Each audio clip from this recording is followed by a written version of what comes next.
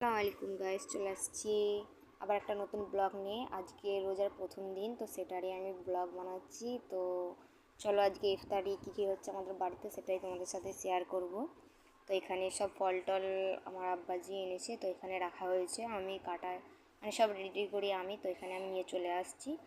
তো এখানে দেখতেই পাচ্ছ কী কী ফল আছে। তো এখানে আমি প্রথমে কিছু ফল নিয়ে কাটাকাটি করতে রেডি হয়ে গেছি। তো প্রথম রমজান, খুবই ভালো লাগছে। আর এই বছরের প্রথম দিনটা অপেক্ষা করে বসে থাকি কবে এই রোজাটা আসবে। তো সবাইকেই রমজান মোবারক। এখানে কিছু কিছু ফল কাটা হচ্ছে, তারপরে সাজানো হবে। আমাদের বাড়িতে আমি, আমার মা আছি আর আমার মেয়ে। তো আমরা দুজনেই রোজা রেখেছি। আমার মেয়ে এখন ছোট, তো ও রোজা রাখতে পারেনি। ও যখন বড় হবে ইনশাল্লাহ ও রাখবে, আমাদের দেখে দেখে শিখবে। তো সবাই দোয়া করবে। আর এখানে আমার মা কিছু পকোড়া বানিয়ে নিচ্ছে, দেখতেই পাচ্ছ। তো আমি সেটারও ছোটোখাটো একটা ক্লিপ নিয়ে নিয়েছি।